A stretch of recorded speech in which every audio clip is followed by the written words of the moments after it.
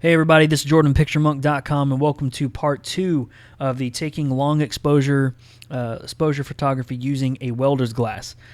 Part 1, if you want to see part 1, make sure you check that out here. Click on the screen there and it'll take you to part 1 of this tutorial. And it'll show you kind of how I got this shot, the settings I used, setting up, and all that kind of stuff. And part 2 is basically geared towards editing. Now, in this part of it, I kind of want to show you how to take away the green tint. If you want to know why the photo is green, make sure you check out part 1, and that'll kind of give you the details there. But the photo turns out green when using a welder's glass. It's just how it is. But the benefits of it kind of outweigh the editing part of it. The benefits, you get really, really smooth, long exposure photography. So, like as you can see, just in this little area here, the rough waters of the ocean here, or the inlet, it was extremely rough, and it just smoothed everything out over here as well. And that was just over 50 seconds. I could have gone way longer than 50 seconds. So you can see the kind of effect it has.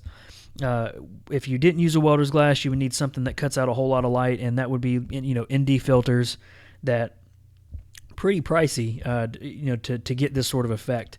So a $5 or $10 welder's glass really goes a long way. So if you want to get that welder's glass that I used to take this photo, click the link in the description below, and that'll take you over to Amazon where I got where I purchased the welder's glass. So in this part of the tutorial, I'm just going to basically show you how to take out the green tint and maybe some additional editing, just so you can kind of see the effects it has. So let's go ahead and get into the editing part of it. One thing I want to just mention here: if you want to have a color image, that's a little bit harder than having a grayscale image or a gray image. So if you're just gonna, if you know when you're shooting this you want a black and white image, you want to edit it, just basically convert it to grayscale, and you don't have to worry about any of the color editing. But for this one, I kind of want to show you both techniques. So to get rid of the green tint, there's a couple ways to do this, many ways to do this. But I found the easiest and most accurate way 99% of the time is to use the white balance color picker. And this can be done both in Lightroom and Photoshop. So all you basically do is just click on the color picker here and try to find the whitest part of the image. And I think the whitest part of the image, I thought it was maybe some of these white shells down here, kind of all over the place, scattered here. But I think one of the whiter part of the images is the clouds up here. And I'm just going to click on one of these little clouds. And just like that, takes away the green tint. It makes it look a little more natural. Now, it's not completely perfect, but it makes it look a little more natural. And so to make it look a little bit more natural, I'm just going to mess with the temperature here. I'm going to bump it up and warm it up just a little bit, not too crazy, but right about there.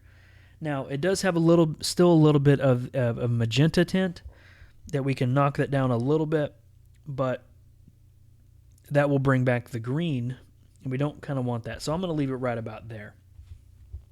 So now we basically have our image.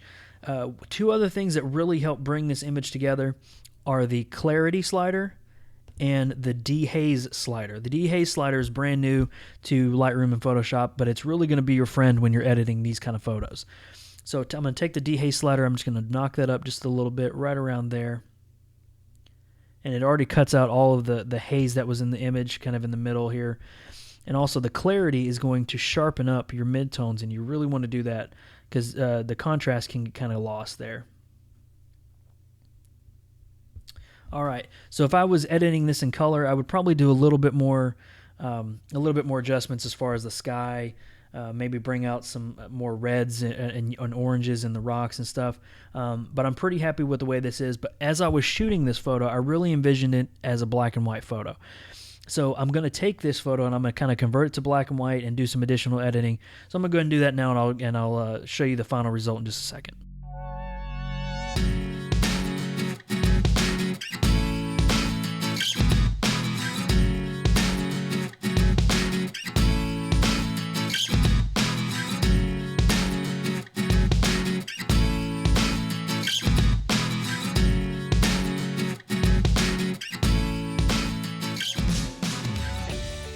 Alright guys, that's the final black and white edited image, and I'm super happy with it. It kind of gives off that moody fine art landscape feel, and I'm very, very pleased with it, and I really like the editing that can be done using the welder's glass. So one last thing, I want to show you the before and after of this. And so here's the before and after side by side. You can kind of get the gist of the kind of stuff you can do with the welder's glass. You can see how different it looks. So we got the green right out of camera image here, and we have the edited one here. It just looks way better, and you can get a really cool effect.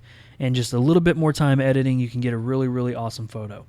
So again, make sure you check out part 1 to see how I got the photo.